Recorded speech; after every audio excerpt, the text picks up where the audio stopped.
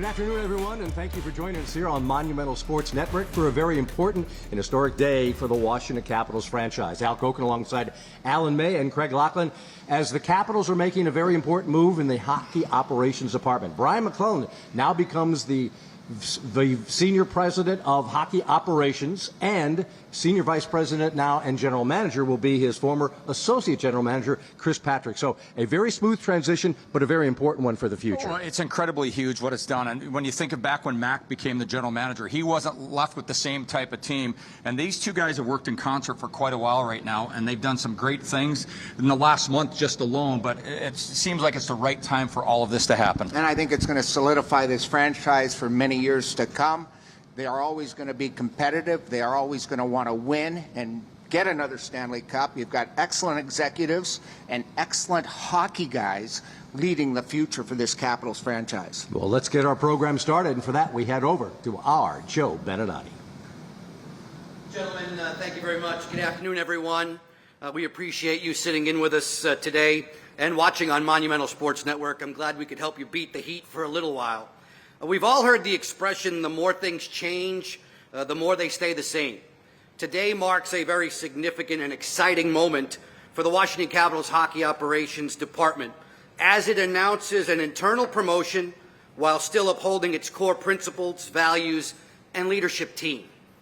With Brian MacLellan taking the lead as general manager the past 10 seasons, those core fundamentals led to tremendous success. In that time, the Caps posted the third most wins of any team in the NHL. There were 6 100-plus point seasons and likely 2 more in seasons that were abbreviated.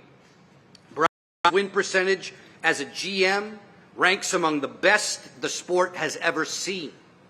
His tenure brought the Stanley Cup to Washington, 2 President's Trophies, a franchise record 5 straight division titles, and unrivaled success throughout developmental level affiliations in the American Hockey League and the ECHL. This afternoon, Brian MacLellan remains the Capitals' president of hockey operations, overseeing all facets of hockey operations, while handing the role of senior vice president and general manager to Chris Patrick. I've known Chris since my late 20s. I have vivid, or maybe that's hazy, memories of watching him play for the Little Caps, alongside former Capitals captain Jeff Halpern, being drafted by the Capitals, and then excelling at Princeton University. His path to this stage is very similar to MacLellan's, a former hockey player who earned his master's degree, worked in the financial world, and then came back to the game he loves. Chris has been with the Caps for 16 years. He's seen the operation from all sides, as a scout, in player development, as director of player personnel, in connection with AHL Hershey, and throughout his most recent role as assistant and associate general manager of the NHL's Capitals. In his tenure, the Hershey Bears were twice the top regular season team in the AHL. They've won 2 consecutive AHL Calder Cups. They've played a pivotal role in developing numerous Capitals prospects to the NHL level. Chris helped to hire 2 head coaches, Spencer Carberry and Todd Nelson, both of whom have won AHL Coach of the Year awards. As the Capitals approach their 50th anniversary season in the NHL, Chris becomes just the 7th GM in franchise history. This is another incredibly proud day in the hockey history of the Patrick family. Capitals chairman Dick Patrick on stage with his son. Back in 2018, Dick and Chris Patrick became the 6th and 7th members of the Patrick family to win the Stanley Cup. Let that sink in for a moment. Now, Chris finds himself ready and deserving to assume his most significant role yet. Here to discuss the promotion, it's my pleasure to turn the microphone over to Monumental Sports and Entertainment Chairman and CEO, Ted Leonsis. Thank you, Joe, and congratulations, Chris, and thank you, Mac, for everything you've done for the franchise, and thank you, Dick Patrick. Dick, 25 years ago, Dick and I were signed a asset acquisition statement on this day 25 years ago. This was just given to me to close on buying the Washington Capitals, and it's been quite the ride, and I'm very, very grateful always to Dick for his leadership. And Dick's not only our chairman, Dick is my partner and is owner of the team. And Dick has done unbelievable job in building management, and our franchise really is one of the world-class operations in the entire NHL. You heard what Mac has done. Our previous general manager won a Stanley Cup, George McPhee with Las Vegas. The previous general manager just got inducted into the Hall of Fame. So we really have a lineage of excellence, and we intend to keep that going. And the real reason for this move right now is that sports teams and the NHL teams are becoming complex to manage, and to have experience management continue with Dick Patrick as chairman, also an owner, having Mac now be president, and he runs and has final say on all hockey operations. And then to have Chris do every job in the company and be able to move up now to be the general manager and deal with all the other general managers, I feel that the team is in great hands for the next 25 years. And, we've had a great run for 25 years. We had a huge rebuild. And even with that rebuild, I saw a stat the other day that for those 25 years, we're tied for the most playoff appearances of any team in the league. And we have the third best record, most wins, most points. So these are big shoes to fill. We don't want to take steps back. We want to keep going. Our goal is over the next 25 years to win more Stanley Cups. And I think we have the right team to do it. So I'm most appreciative of what we've accomplished, and I think we're in really, really good hands with Mac and with Chris. Joe? Ted, thanks very much. Ladies and gentlemen here in attendance, members of the media, you know the drill, guys and gals. We have a microphone for you. Questions for all four men at the dais here. Your name, your media affiliation, and away you go. Tarek Elbashir, Monumental Sports Network. This is for Ted and also for Mac. When did you know Chris was ready to ascend to this role? That's all Mac. It shouldn't be a question for me. All right. No, I think Tarek, he's grown his skill set. I've been a big part of watching him grow, develop from being a scout to what he's been doing recently as managing Hershey, managing our pro staff. Has a great skill set, has really worked hard to develop it. Game, and has made sure that he's accumulated the skills, the experience to get to the point where he is today. And for me, it's been, I have a first-hand seat of develop a friendship, a working relationship, so there's a lot of trust there. And he's been a big part of what we've accomplished over the last 10 years and 10 plus years too. And if I can follow up, how do you see your role evolving now? I take a step back. Chris is going to be more day-to-day with the team, with the coaches, with, pretty much everything, the training staff, strength and conditioning. He'll be working with, hands-on every day, and I won't be able to do that anymore. I'll be, consulting with Chris, more in the office, watching games, and then we'll still work together to make good decisions. Steve Wino, Associated Press. Chris, at what point did you, I know you've been on this trajectory from scout to director of player development and all that. At what point did you think this was a reality, and what about the last few years make you feel like you're prepared for the job right now? I never really thought, I never had this as an end goal when I first got back into the game. I just wanted to be involved with the team. I wanted to do a good job. I wanted to try to help the Caps win the Stanley Cup. I don't know if Mac will remember this, but I remember coming down here when he was interim GM and went out for a drink, and we were talking about what's going to happen next, and I was talking to Mac about his ability and want to do the job, and he said to me, do you ever think about doing something like this? And I said, yeah, I'm not ready now, and but maybe someday. And I feel like over the 10 years that Mac's been involved, I've definitely gotten to the point where I feel 100% ready to jump into it and get going. So I guess it's kind of evolved over time. Tom Gallitti, NHL.com. Chris, you're taking over as GM here at a time where the team is kind of transitioning. We know Alex Ovechkin only has a couple of years left in his contract. Obviously, you won't be doing this alone, but what's your vision for, I guess, this transition from the Ovechkin era to what comes next and how that works? The team will dictate a lot of it, but I mean, I think we've made a statement already with what we've done in this offseason. It's easy for people to say your superstars are aging, it's time to rebuild, blow it up, do it all over again.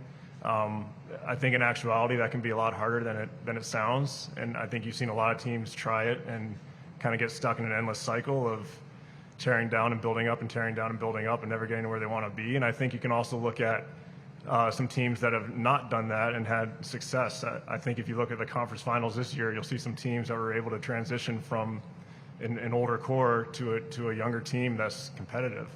So I think that is definitely on the table for us. Again, the moves that we made this offseason, some of the young players that we had just finished, their first full pro year with Washington. Another group of young players that just won a Calder Cup, some of them for a second time in Hershey. And then two, what I think are really good drafts for us. I think we positioned ourselves to be able to pivot either way if we want, but my intention is to be competitive. I'm not a guy that likes losing, and I truly believe that we can transition, for lack of a better term, past the Ovechkin era with a competitive team. Bailey Johnson from the Washington Post. Chris, how do you feel like your experience with Hershey and your player development background helps you set up for that transition to a younger future here? Well, first of all, Hershey's been an unbelievable partner for us, and I think it only got stronger in the last 10 years. It's an environment where our players play in what's close to an NHL environment as far as facilities, fan base, passionate fans that are going to stop you in the grocery store and ask you about the power play. So I think to have that experience for our young players, obviously preps them for the NHL. Personally, my experience, I think since I've became involved with Hershey, I've had to hire people, I've had to fire people, we've had to, turn over rosters every year. It's given you a lot of skills that are hard to develop without actually doing them to be able to do it one day for an NHL club. This question is for Ted. It's Tarek El-Bashir again. I know Mac isn't going anywhere, but how do you look at the last 10 years? How do you look at his legacy, I guess? I'm very grateful. Mac, as you know, was in the organization, and Dick and I had to find a new general manager, new coach. To be sincere, he was not the front runner. We went outside and interviewed several candidates, and Mac was so familiar with the team and spoke very directly to both of us, but to me mostly, on here's what you need to do.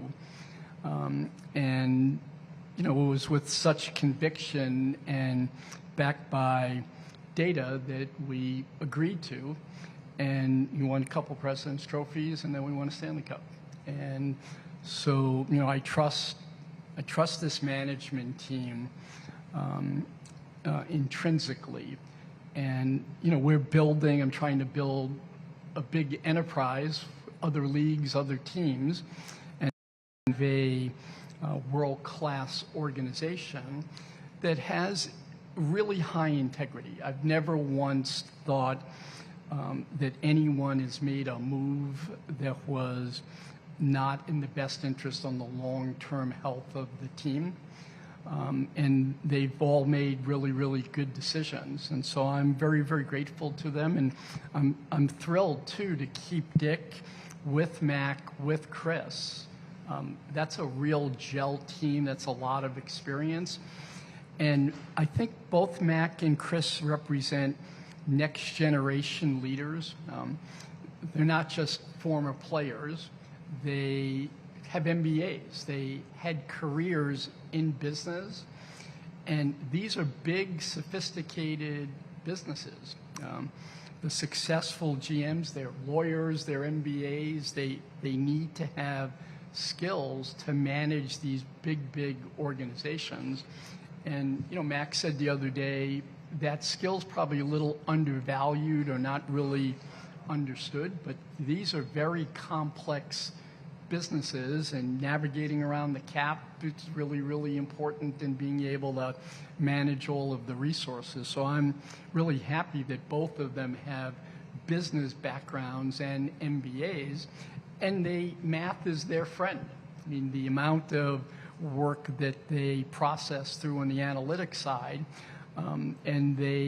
it's intrinsic to them. It's not kind of a trying to learn on the fly. They get it. And so we want to build modern day organizations. I said, future-proof the organization. Well, we have the youngest coach in the NHL, and now we have a seasoned but very young general manager as well. So, Chris, where do you come down on the analytics versus eyeball test? I actually love the way our group approaches it, and I don't know, how it compares to a lot of other teams, but like when we are looking at things, we're looking at the trade deadline or free agency, we have analytics, we have pro staff in the room, and we all talk the same language. The pro guys have learned the metrics and the data that the analytics guys value, and can speak their language, and the analytics side respects what the pro side does and respects their reads. I think 90% of the time we come out at the same spot. Sometimes there's discrepancies, and that's when you pull up the video, you watch it, and try to figure it out. And we do a lot of time doing that. It's a very methodical process. So that wasn't an answer to your question, but I think you have to trust the eye and you have to trust the numbers. And if they don't agree, then you roll up your sleeves and get to work. Tom Gliddy with NHL.com again. Mac, how much was the last year since you also became president and he became associate GM kind of aimed towards this, I guess, maybe leading towards this, and how much will that help with the transition, I guess, him being involved as much as he has in the last year? Yeah, I think, conscious effort this past season to have him more around the team than not around the team. His previous responsibilities take him away from players, from coaches. It's a big skill set to be able to manage a coaching staff, to be able to interact with players the right way. And, I think that was part of his inexperience going into the year. And he's doing it at the minor league level, but at the NHL level, I think he needed to accomplish some stuff there, and he did that this year. And this is for Chris and Dick. What does it mean to the two of you, with your family history, for you to now take on this job and carry on that name even further, I guess? I'll go first because I think he hates microphones more than I do, but going back to when I was a kid and, going to my grandparents' house and seeing the pictures and, hearing my Uncle Craig and my dad and my grandfather talk about the game. It's hard not to fall in love with it. I've tried to make the name proud and do it the right way, and hopefully I am doing it the right way and can continue to make the Patrick name proud. Well, that was a pretty good answer, Chris. I'm not sure if I can evaluate it, but grew up around hockey, around NHL people, but that doesn't make you qualified to do anything. Chris is where he is today because he worked at it, made a decision to leave the finance world to get into hockey at a fraction of what he was making in business because he figured he had to find out whether he had that urge strong enough to stay with it, and he did. So, I've been proud of him throughout his life for how he set goals and achieved them, and this is no different. I'm also very appreciative of Mac for having trained him and brought him along and had the success we've had, all along. Now, Mac, I didn't know this till I think Sergey told me yesterday, but as Mac's moving to president now, he leads with the third highest winning percentage of any general manager that's been general manager for 500 games or more, behind Sammy Pollux, who's the leader, and one other guy he's going to eventually beat. I hope everyone heard that. Dick, strong silent type, just said that Mac's winning percentage is third all-time in NHL history for general manager, 500 games or more, which is, hockey's different than other sports. I mean, if any other team in any other league had that, that would be, scrolling outside the building, but it sets an expectation for us. And Chris has a lot of work to do. We're not lowering the bar. I mean, we expect in 25 years, the next handoff, you're able to say you have similar kind of success and results. So fans are pretty excited about the moves you guys have made over the past 3 weeks, acquiring 7 new roster players. Who gets the credit for those moves? Tarek, I think it's a group process, like Chris mentioned earlier. We worked hard over the last month to prepare for it and executed it, and I think credit goes to our whole group, pro staff, Chris, myself, everybody that was in the room, analytics guys. I just add to that. I mean, anything we do, Mac and I spend a lot of time talking about it. Like anything, sending a guy down, bringing a guy up, and that was no different with this current process. And that's kind of how I envision things going forward. I mean, I'll be making the calls and doing some of the legwork, but it's still the same process. We're going to be grinding it out on the phone or in person over every move we make. How comforting is it for you to know that Mac is only a phone call away if you do have some questions about anything? Really comforting. I mean, Mac has an unbelievable feel for the game, for a team, for what a team needs, what a team's lacking, systems. Every time I think I'm starting to finally get there, he elevates the bar. So, yeah, I couldn't be walking into a better situation. Ethan Cadeau, Monumental Sports Network. This is for Mac and Chris. When it comes to final roster decisions, is that also going to be a collaborative process, or Mac, is that still your call? Yeah, I think we'll work at it together. I think there'll be times where Chris is pushing for a certain change, and we'll agree, and it might be the other way. What do you think? I'll push for something. I think we have enough experience now where we can work together and we figure things out together, and it's worked so far, and I think it'll continue to work going forward. Just from a front office structure standpoint, so you're being elevated. Who are the people who are going to kind of backfill some of the roles that you had been handling last year? Yeah, so if you look at my job, kind of broke down to the Hershey, managing the Hershey relationship and the team, and then the pro side, managing the pro staff. So Brian Sutherby is going to be head pro scout, and he'll manage the pro side. It's probably moved this long overdue. And then Jason Fitzsimmons will still scout, which he's done forever for us, but he's also going to be managing the Hershey relationship for us. He's actually down in Hilton Head right now at the AHL meetings, so he's full speed ahead. If I could follow up with you, Chris, between UVA and getting back into hockey, you were in the business world. I've never gotten the full story. Like, what did you do? So I was in the business world right after college for 6 years. Worked in investment banking and worked for a private equity venture capital firm, and then went back and got my MBA, and then got a job again in finance with an energy company, basically doing like oil and gas investing. It was kind of like a private equity setup in an energy company. How does that background in business apply to what you're doing in hockey? I mean, I imagine a lot, especially with a hard salary cap.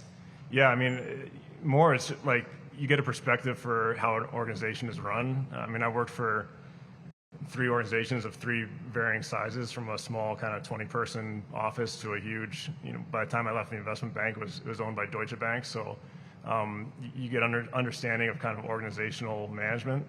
I worked for some really smart people that challenged you, that expected a lot from you, but treated you fairly and just wanted you to have a fact-based opinion. And I feel like you could apply that to exactly how we do things here. Like it's good to have that perspective, I think, because I think it brings better cohesiveness and decision making to our group. Any more out there? I get the last one unless Tarek has handed the mic over. So I'll get the last one, which will allow our live show on Monumental Sports Network to catch up and be ready. This is the last one for you, Chris. You've covered a lot of bases in your role as an associate GM.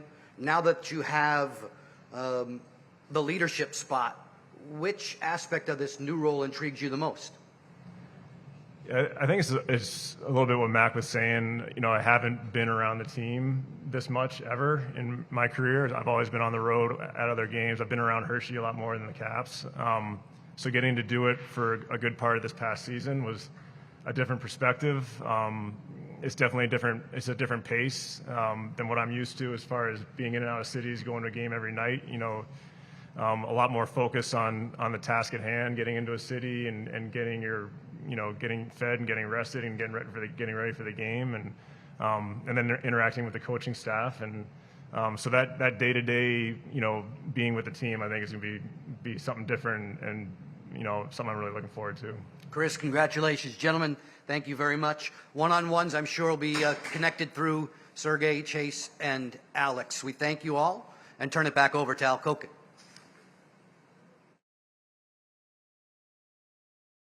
I take away from this that I hope our viewers on Monumental Sportsnet can kind of appreciate behind the curtain on how collaborative everything is. We always talk about the general manager. He makes the calls, he makes the trades, he does all of this.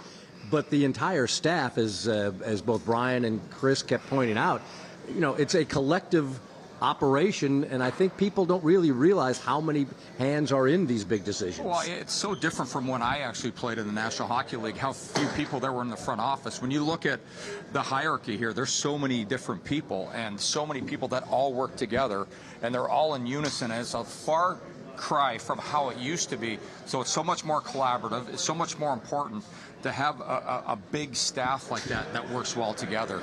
And as we see the leadership structure here with the new position being created by the president of hockey operations that Brian MacLellan will now be, very similar to what happened in Vegas with the former general manager here. George McPhee did a great job, moves up to hockey operations. Kelly McCrimmon moves in, and there was a Stanley Cup that followed that. So it's a very successful path. Also interesting, I think you and I could both be characterized as not really the biggest analytics guys. Yeah. But it's a role, and it's a very important role. And one of the things that Chris Patrick did in his early days with the Washington Capitals, headed up the analytics department, got things started. It is interesting to, again, hear a guy who was a longtime pro scout in Chris Patrick, the exact same way Brian MacLellan was a longtime pro scout, have to balance out between what you see with your eyes and your gut and what the numbers are also telling you, which has become a more important role in hockey these days. No, it's very important to have that and have the eye test at the same time, and to have someone that really understands that. Don't forget, he comes from a hockey family. He's a fourth-generation Patrick. He's been in the arena. The very first game I was ever at, he was in attendance, and it's for the Washington Capitals. So he's been around this. He wasn't always in management. He was a youth hockey player. He was a collegiate player.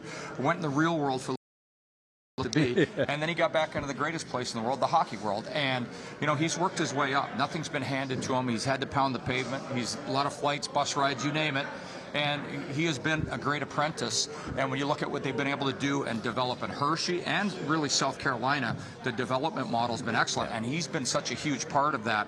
So this is a natural transition, and I'm very excited for it. And it was 10 years of Brian MacLellan making the decisions around here and really adding to the front office, and I think this is just the perfect time to do it, as this team is in, I feel like it's been totally rebuilt in just the last month. Not rebuilt, but restocked, or whatever you want to call it. But he's done an incredible job. He's been there for every part of it. So it is very interesting to see how this team is going to do in the next few years. Yeah, I love the idea that one of the things that Chris talked about that he said really helped him prepare for this new role is what he did with Hershey, how he had to fire people, rebuild rosters, back-to-back championships. It's one thing to say, oh yeah, we've got some capital draft choices, build them up. He has to go out and find the Pierre Dubés and bring in some free agents like the Ethan Frank.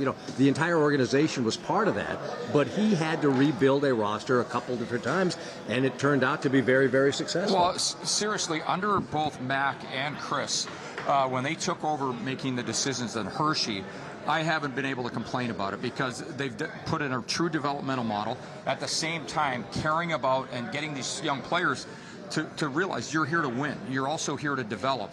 You have to show growth, and they've done that there. That team used to be stocked just to win games, and there was no true development. And I really like the model that they've created. When I was, throughout the playoffs this year, talking to different people, what they've been able to create in Hershey is a huge testament to the management of the Washington Capitals now. Great. And now we get to welcome in Ted Leonsis to our monumental broadcast. As you see the Chris Patrick and the role he played with Princeton, which is a very successful team. Yeah. Ted, one of the things that has interested me when I spoke with you yesterday, you also mentioned it today, you brought up the business background of both Brian MacLellan and Chris Patrick. Why has that kind of caught your eye? Why is that kind of important in these decisions for you? Well, 2005 lockout, we all sat together, led by Dick Patrick, and said, it's going to be new NHL. What do we have to do to prepare for it? We made 3 big moves. We said we're going to rebuild the team through the draft. We got lucky. We got the first pick and picked Alex. We said we're going to move our AHL affiliation from Portland, Maine to Hershey, and we want to use that as a strategic advantage. Have the coach, the GM, the players live, playbook, sleep, eat, just like they would here. So when we bring a player up, they hit the ground running, and we would build this new world-class practice facility. And so that was the plan we implemented. And I think that the people who were with the company and the team at that point got it. Built the culture. And so we have the best relationship with minor league franchise. Most of our players, in fact, I was talking to Holtby the other day, and that was a seminal experience for them. You talk to Bruce Boudreau on air, will tell you how important, right? He was won a Calder Cup. We bring him up as an interim coach. He becomes coach of the year. And so there's this this vortex of success that we've created.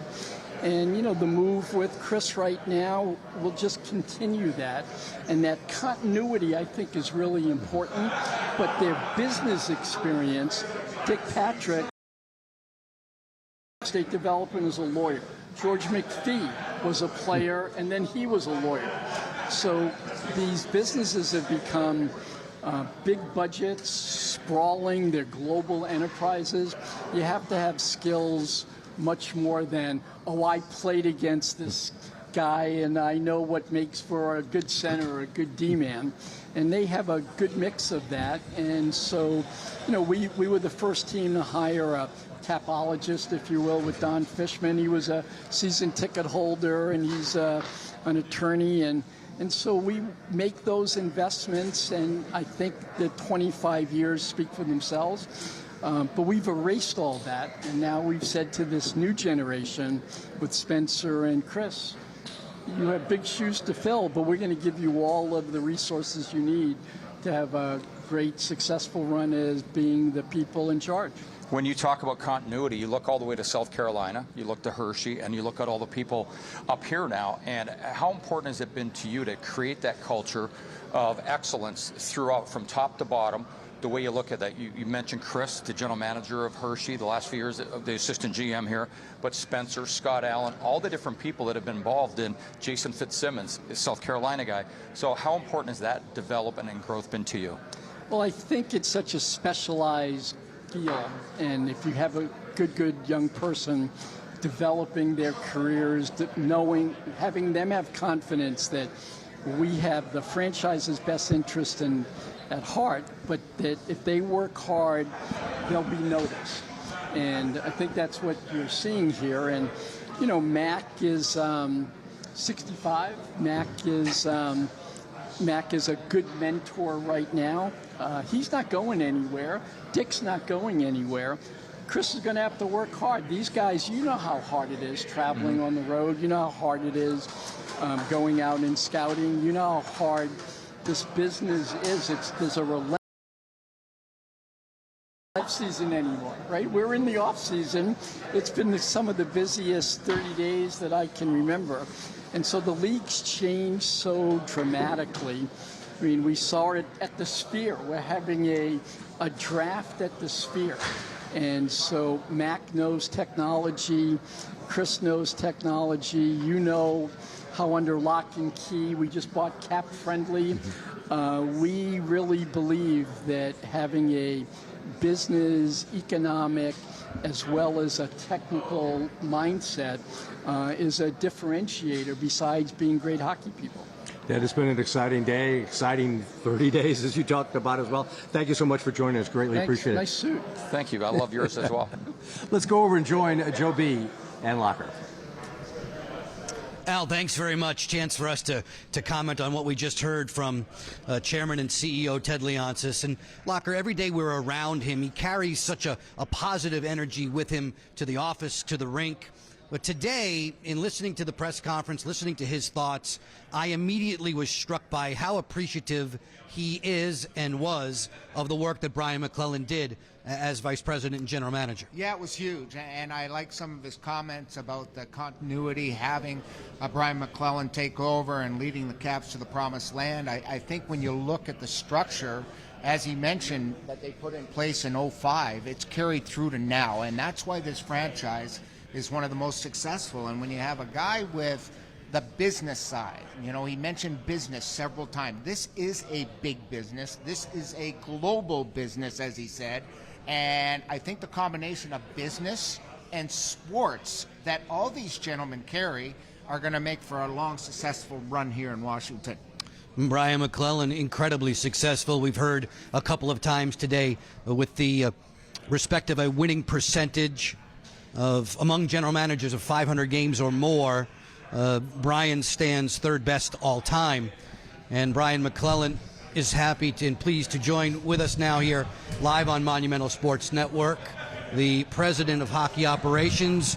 You have become nice and accustomed already to this title. How do you feel today relinquishing your GM duties? Yeah, I mean, it's you know, kind of mixed emotions, Joe. I mean, it's tough to let go. You know, it's tough to move on, but I know we're in good hands here, and you know, I get to still be part of the process, so it's exciting to keep doing that. You know, I think we had a good off season, so that creates a little more excitement too. Looking forward to starting the year up next year. And you've really worked hard in the summer, man. We've got some moves that you made all summer long to put this team back in the mix, Mac. I mean, how hard was this to pull together here this summer?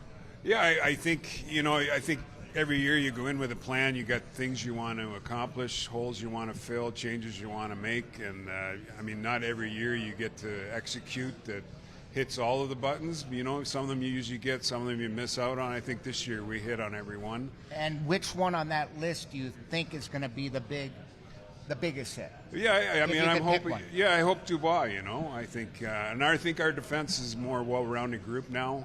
Good balance of offense and defense, size, skating. Excited to see that, and I think we got a good tandem in net. I mean, I like all of it. You know, those additions have definitely created some excitement. Some excitement for the Capitals fans. Now, this is not a going-away party for you, relinquishing the GM duties, but well, I'm going to miss him on the road. Yeah, wait a second. We know that. yeah. What part of the minute-by-minute, day-to-day GM stuff will you be missing the most? Yeah, I love going down to the coaches' room every day, see what's going on, how they're reacting. I mean, there's juice in there, because when you're day-to-day operations with the coaching staff and the team, I mean, the emotions go up and down, and you got to manage them. And when you're visiting with these guys, you get a good sense of where they're at, where the team's at. Won't be able to do that as much, so I'll miss that part of it. You've seen Chris develop into a top-tier executive. What are the qualities about him that lead you to believe that he'll be a strong NHL GM? Yeah, I think he's put his time in, his experience in. He's a good evaluator. He's watched a lot of players. He's seen the progression of players, so he has a good feel of, you know, this guy's going to turn into this guy's going to turn into that. He has a real good feel for the analytics part. You know, we've built up our process analytic-wise.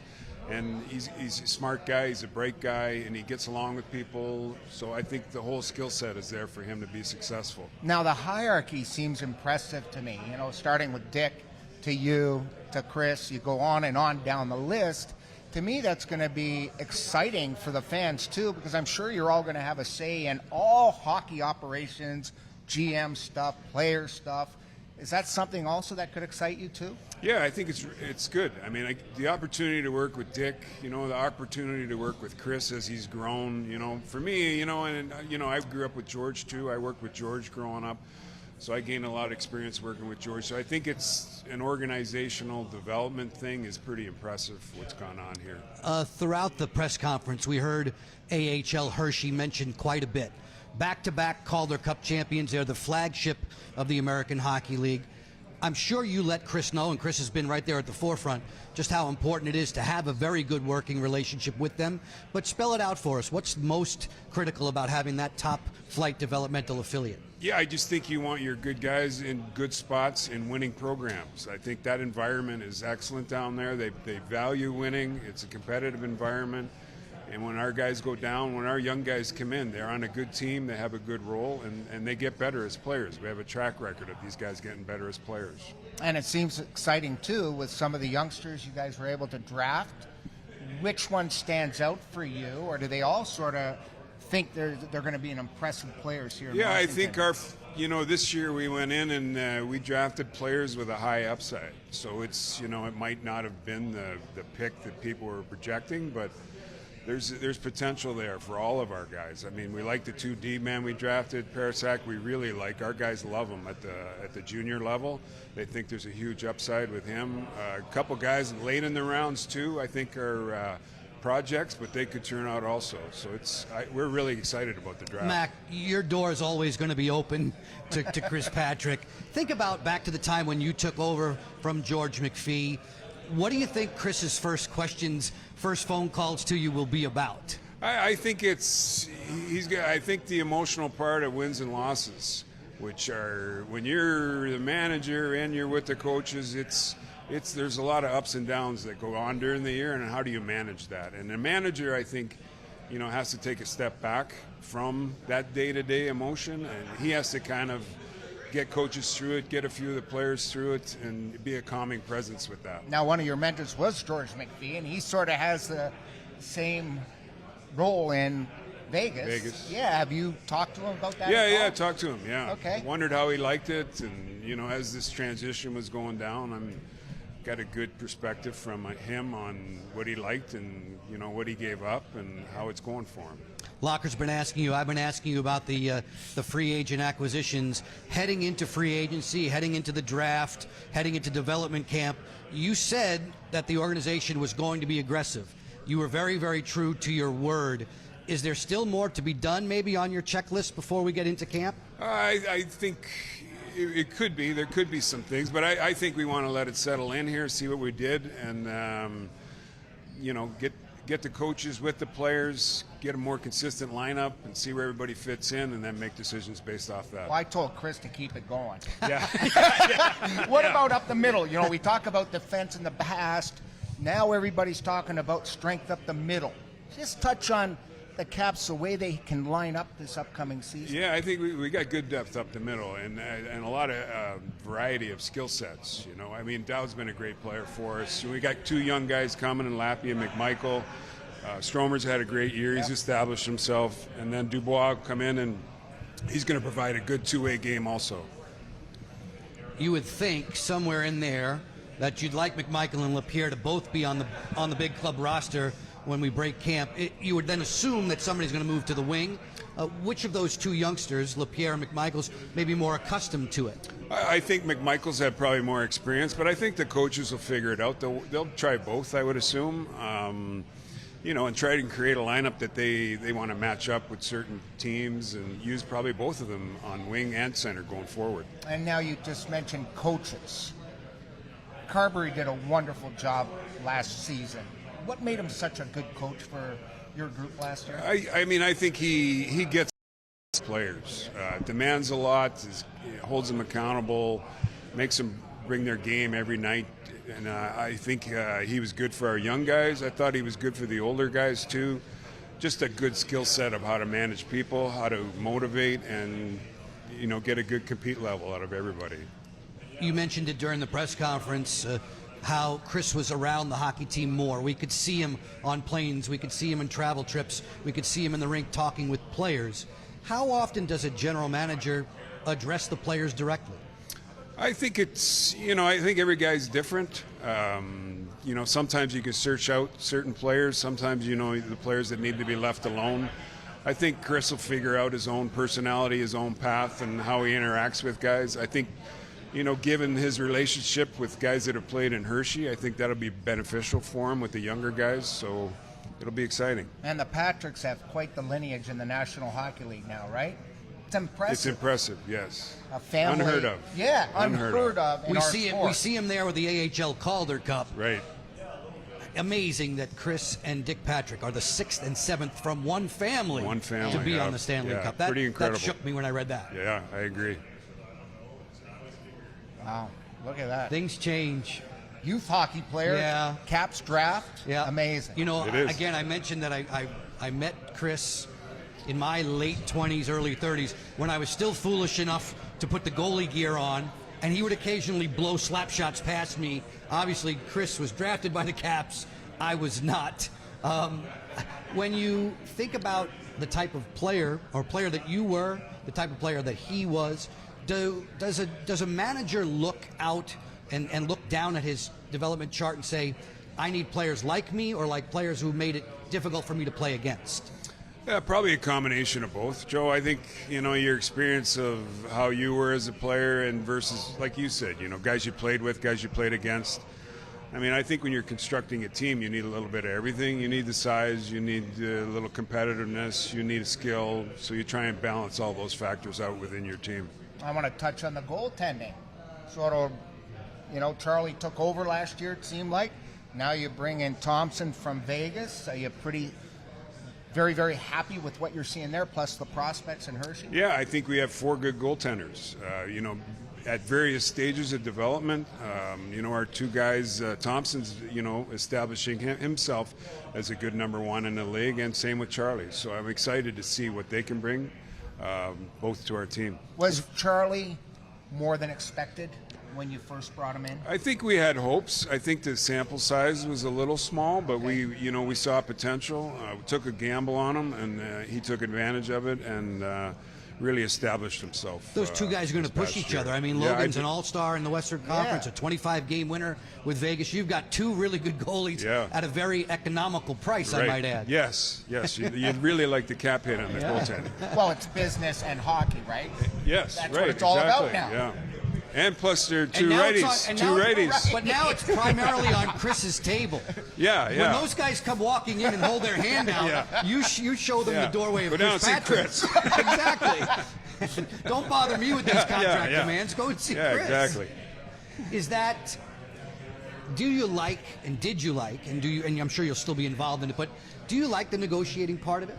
I do. It's hard. It's intense. There's a lot of pressure when it's coming down to deadlines, draft, free agency deadlines.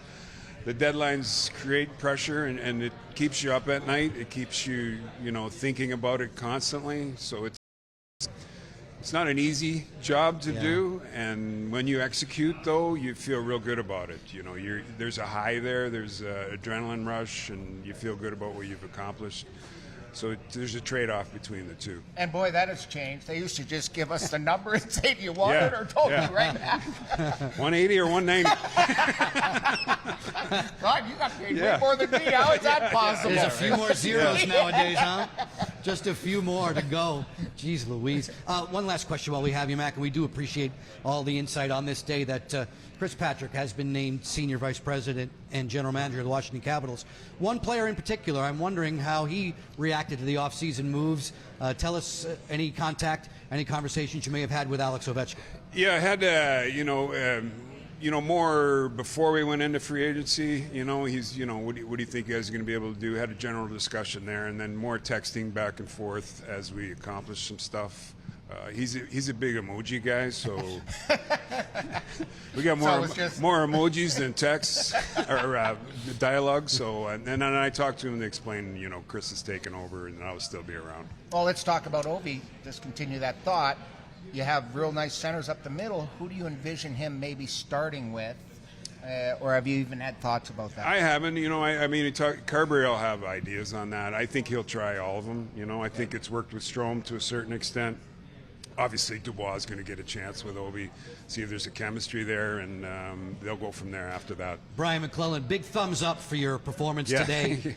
Make sure you're not a stranger. I'm sure you'll be in the booth more now to throw stuff at Locker.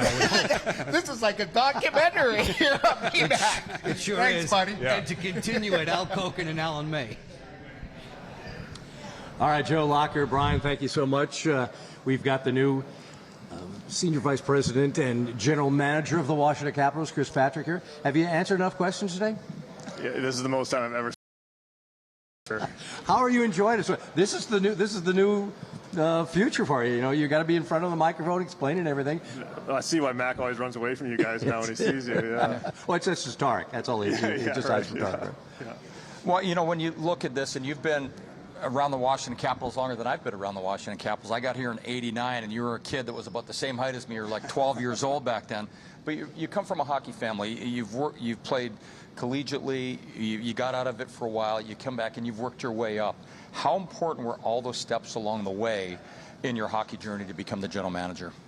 Yeah, I mean, for me, I just wanted to do it the right way. I didn't want to have anything given to me or have anything look like it was given to me. You know, I wasn't naive to the fact that, you know, my family name could lend itself to that. So, and I embraced it too. Like I've loved every step of the way here. Like I loved when I first started, I'd go to a junior game and, you know, you drive into town and you grab a coffee and you find somewhere high in the stands and you watch the game. And then I loved going to NHL games. I mean, the people that are pro scouting for teams in this league, it's a great group of people. They're welcoming, they're fun, and that was a great time in my life. And then getting more involved with Hershey and doing a little bit of team building there, and obviously, you know, going on some runs and winning some championships and getting your heart beating a little fast in June was always fun. So, yeah, I really kind of treasured it all along the way. You mentioned your family. I'm sure it must have been tremendous to have your dad sitting up there on the dais with you as you were introduced.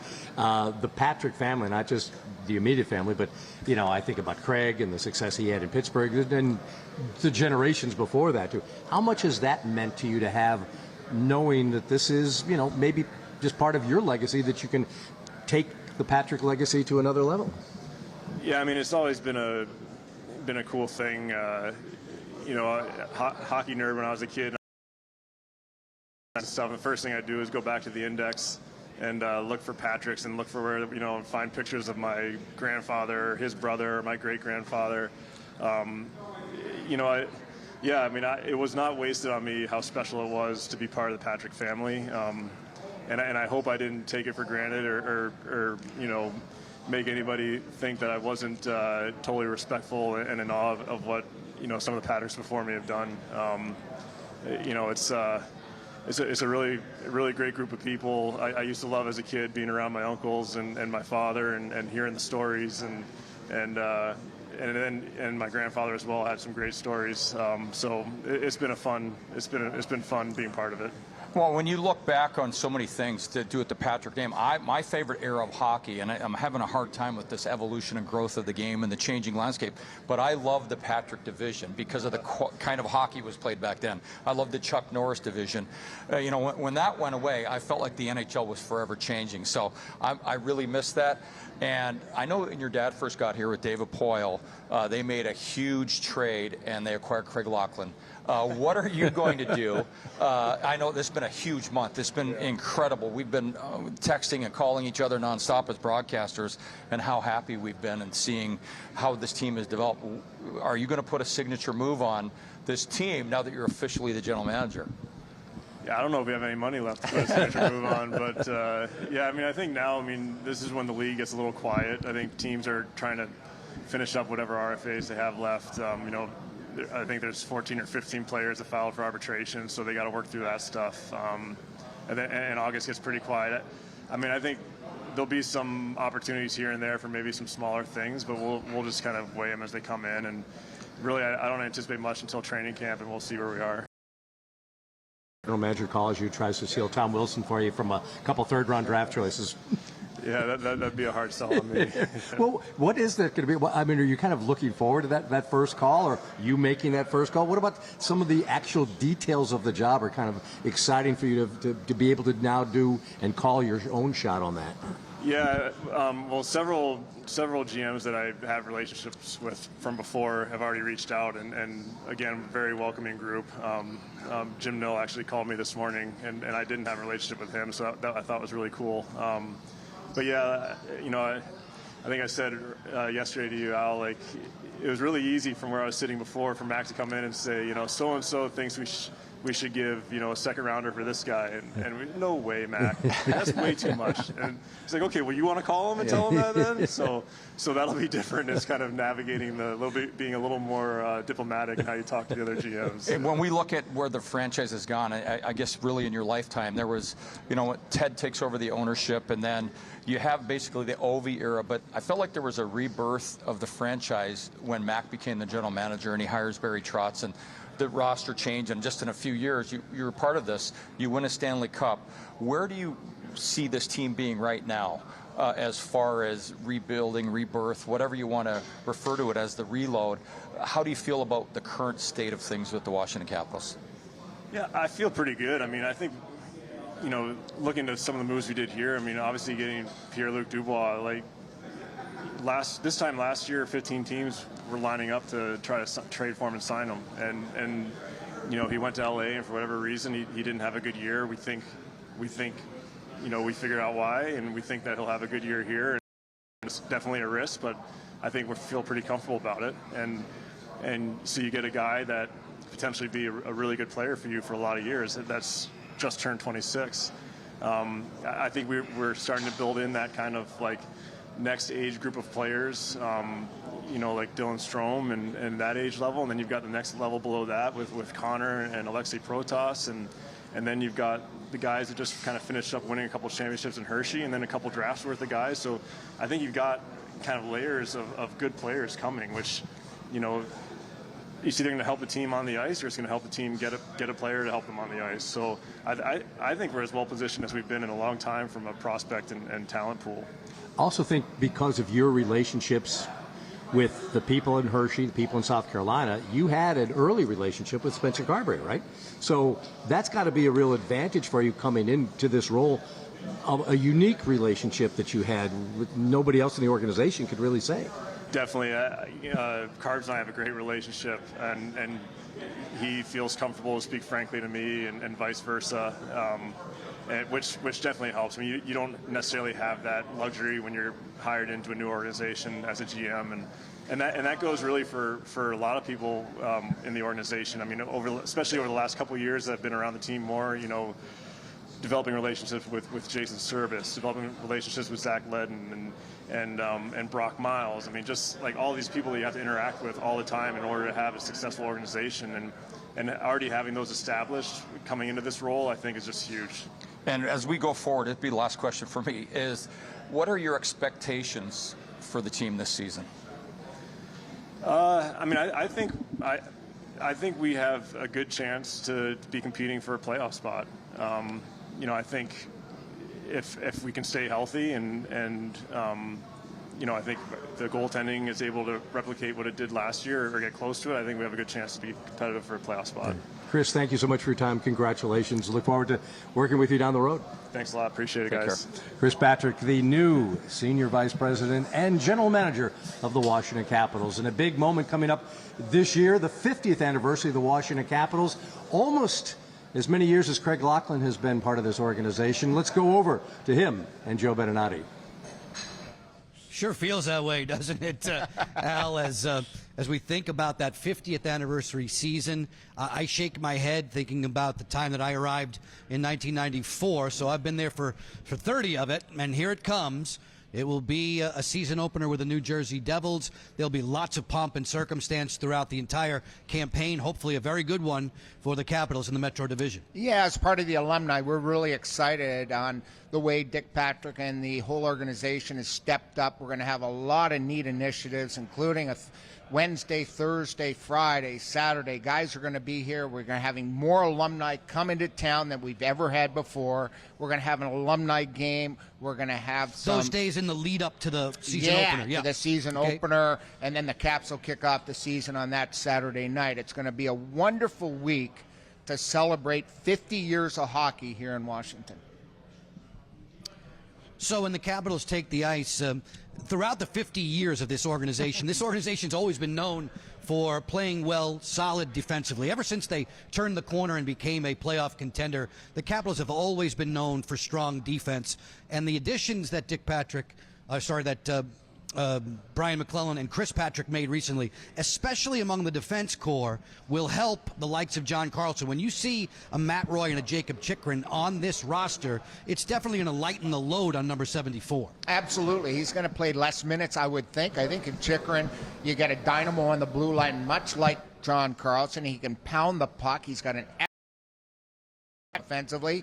And you look at everybody they've added. I like the fact that they're big, they're strong, they can all skate. The speed of the team is going to be impressive, more so, and I think that's going to really help this franchise. Roy is steady and strong. You can imagine him being out there. Yep. Lots of penalty killing work. Chychrun's a physical specimen. Yep. When he shows up at the rink, you know there's a physicality to his game, but also what jumps out at you is tremendous mobility. I think he'll add greatly to their offensive push. Absolutely, and when you're moving that puck up to a guy like Strome, now Dubois, you go maybe Lappy or Dowd up the middle. I've always believed, and even talking to Mac about the strength up the middle, now the D can move the puck quickly, get it into the hands. I'm looking forward to seeing Dubois play here in Washington. He's got a nasty side to him, and if you add him in with those big D that they've got that can skate, it's going to be an exciting season. Alan May, steering back to that defensive side, someone like Alex Alexiev, who we thought really came on strongly at the end of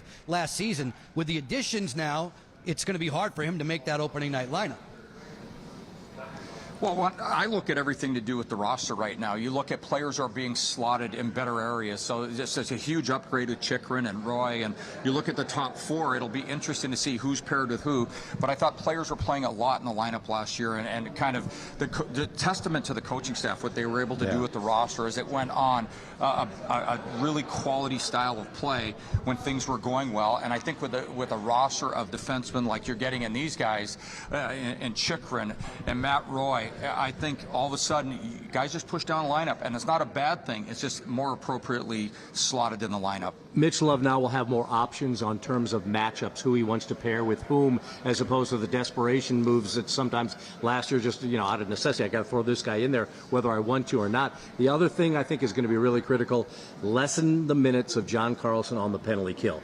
It's now, those aren't equal minutes. Penalty kill minutes are not regular minutes. And if you can lessen his minutes, his freshness at the end of games throughout the season is going to be so much bigger. I also look at those additions that he made.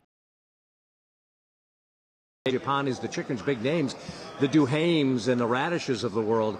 Those could be real finds. Brandon Duhaime kind of is like a Garnet Hathaway 2.0. Hits, but he also gets in people's faces. Well, when you look at it, once again, it's exciting. You look at Duhaime, a very physical player that'll bring some nastiness to the lineup.